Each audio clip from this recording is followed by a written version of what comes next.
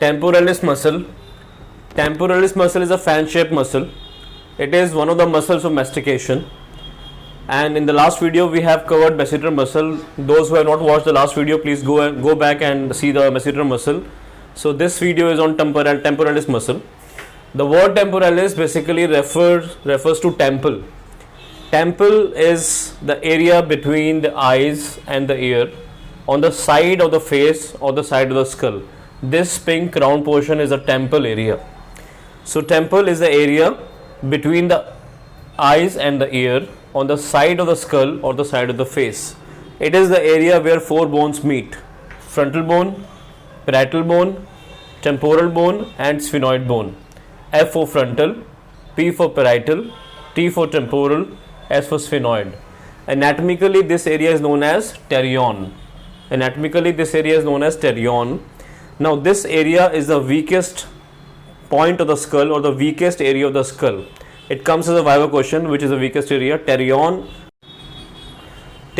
is the area where four bones meet. So frontal, parietal, temporal and sphenoid.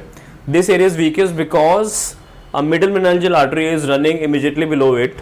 So if there is any injury or trauma to this side of the skull, it can rupture middle meningeal artery, which can lead to epicranial hematoma, and which is an emergency condition. So the four bones meet at this brittle point, which is H-shaped. H for hen.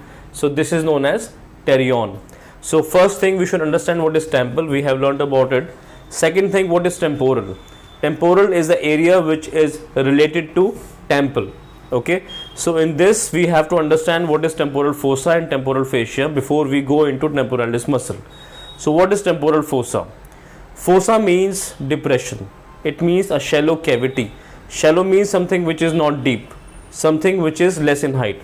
So a shallow depression which is in this area and follows the squamous part of temporal bone. This pink line is the outline of temporal fossa, which involve all these four bones: sphenoid, part of frontal, part of parietal and the temporal bone.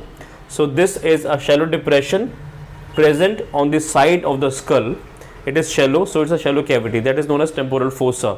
Why it is important? Because the floor of temporal fossa is majorly covered by temporalis muscle. So temporalis muscle forms the floor of temporal fossa.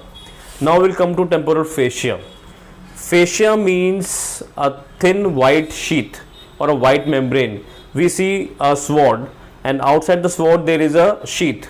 So that thin membrane is known as fascia. So our body has superficial fascia, deep fascia, which covers muscles, which covers nerves, blood vessels, organs, glands, so that all of them can be protected by this fascia. So a temporal fascia is a thin membrane which is covering the roof of temporal fossa. So in the temporal fossa we have temporalis muscle. Above that or mesial to that we have temporal fascia, which start from the superior temporal line and it ends into zygomatic bone. So this is temporal fascia. Origin of temporalis muscle. This muscle arises from temporal fossa and the temporal fascia. Majority of the muscle is from temporal fossa and some fibers from temporal fascia. After arising, the muscle passes between the side of the skull and the zygomatic process, and then it inserts into the coronate process. After passing through the origin, the muscle takes the shape of a fan. It passes between the zygomatic bone and the side of the skull, and it enters. That means it inserts into the coronate process on the apex, on the medial surface, on the anterior border and the posterior margin of coronate process. So that's the insertion. Action, we know that origin pulls the insertion. So because of anterior fibers, the mandible closes. So there is an elevation of mandible because of anterior fibers. Because of posterior fibers, there is a retraction of mandible. That means the mandible moves backward. So the action is elevation and retraction of mandible. Nerve supply is by the mandibular nerve and the development is by the mesoderm of first pharyngeal arch. So the origin is from temporal fossa and fascia. Insertion is onto the coronate process of the ramus of the mandible. Action, elevation of mandible, that is closure, and retraction of mandible. Now supply mandibular nerve development by first mesoderm, first pharyngeal arch. Superficial relations of temporalis. We have temporal fascia, which lies mesial to or outer to the temporalis muscle. We have auriculotemporal nerve. We have temporal branch of facial nerve, and we have superficial temporal vessels, superficial temporal artery and superficial temporal vein.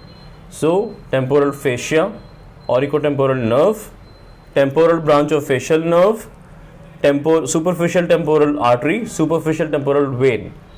And we should understand that you have to draw yellow for the nerve or black for the nerve, red for the artery and blue for the vein. And for the glands you can use orange color, muscles brown. Deep relations of temporalis muscle. Deep means inner to or medial to temporalis. So we see lateral pterygoid muscle, both the upper and the lower heads, medial pterygoid muscle, and then maxillary artery is also deep, which passes between the both upper and lower head of lateral pterygoid muscle, mesenteric nerve and deep temporal nerve. So deep relations of temporalis muscle, lateral pterygoid muscle, medial pterygoid muscle, maxillary artery, mesenteric nerve and deep temporal nerve.